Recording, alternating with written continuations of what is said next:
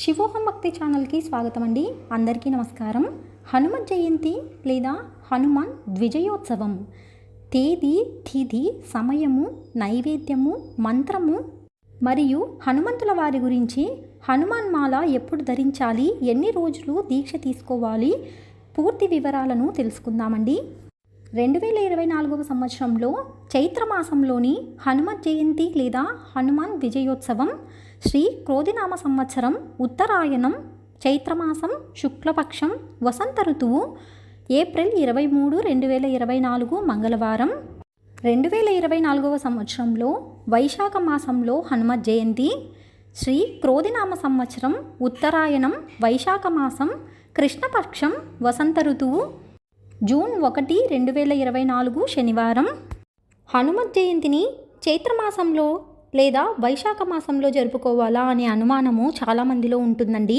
పరాశర సంహిత అనే గ్రంథం ప్రకారము ఆంజనేయుడు వైశాఖ బహుళ దశమి శనివారం జన్మించారండి. కనుక అదే రోజున హనుమత్ జయంతిని చేసుకోవాలండి. కొన్ని ఇతిహాసాల ప్రకారము చైత్ర పౌర్ణమి నాడు నికింబుడు తదితర రాక్షసులను సంహరించి హనుమంతుడు విజయం సాధించినట్లు కనిపిస్తుందండి. ఈ కారణంగా ఇవాళ హనుమత్ విజయోత్సవం చేసుకునే సంప్రదాయం కొన్ని చోట్ల ఉందండి. ఉత్తరాదిలో హనుమత్ జయంతిగా చేసుకుంటారని పండితుల ఉవాచ. సీతారాముల దాసునిగా, రామభక్తునిగా, విజయప్రదాతగా, రక్షకునిగా నిలవబడే ఆంజనేయుడు లేకపోతే రామాయణం పరిపూర్ణం కాదండి.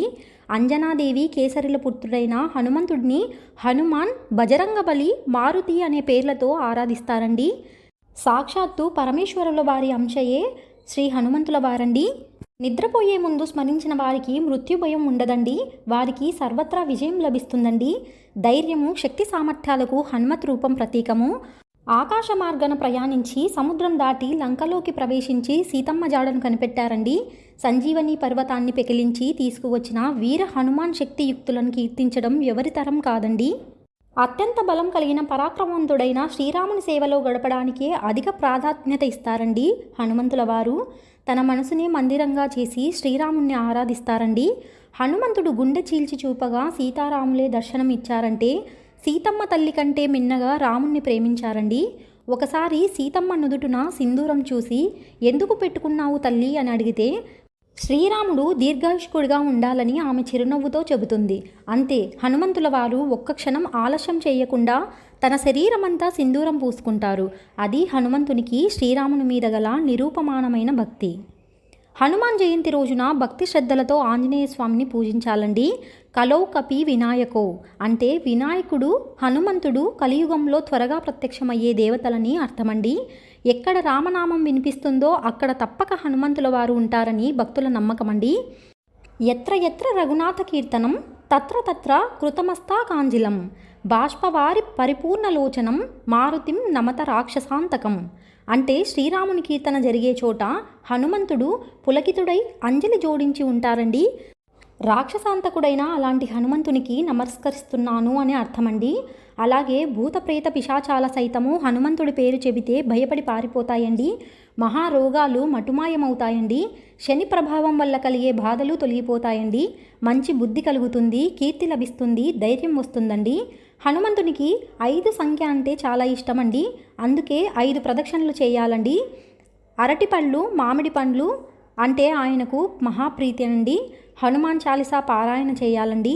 చైత్ర పౌర్ణమి నుండి వైశాఖ బహుళ దశమి వరకు మండలం కాలము 1, 3, 5, 11 లేదా 41 సార్లు హనుమాన్ చాలీసా పారాయణం చేయటం వల్ల అనుకున్న పనులు త్వరగా పూర్తవుతాయండి. మనసులోని కోరికలు నెరవేరుతాయండి. సంతానం కోసం ఎదురుచూసే దంపతులు మండలం కాలం పాటు హనుమాన్ చాలీసా పారాయణం చేసి అరటిపండును నివేదించాలండి. ఈ ఫలాన్ని ప్రసాదంగా స్వీకరిస్తే తప్పకుండా సంతాన భాగ్యం కలుగుతుందని భావిస్తారండి. చైత్ర పౌర్ణమి నుండి 41 రోజుల పాటు ఆంజనేయ స్వామి దీక్షను చేస్తారండి. ఈ దీక్ష చివరి రోజున మళ్ళీ హనుమత్ జయంతి చేసుకుంటారండి. ఈ 41 రోజులు ఆంజనేయ స్వామి వారికి ఉత్సవాలను జరుపుతారండి. వైశాఖ బహుళ దశమి నాడు దీక్షా విరమణ చేసి వైభవంగా పూజలు నిర్వహిస్తారండి. ఈ రోజున హనుమాన్ చాలీసా, హనుమత్ దండకం, ఇతర శ్లోకాలతో స్వామిని స్తుతిస్తే అనుకున్న కార్యాలు దిగ్విజయంగా పూర్తవుతాయండి.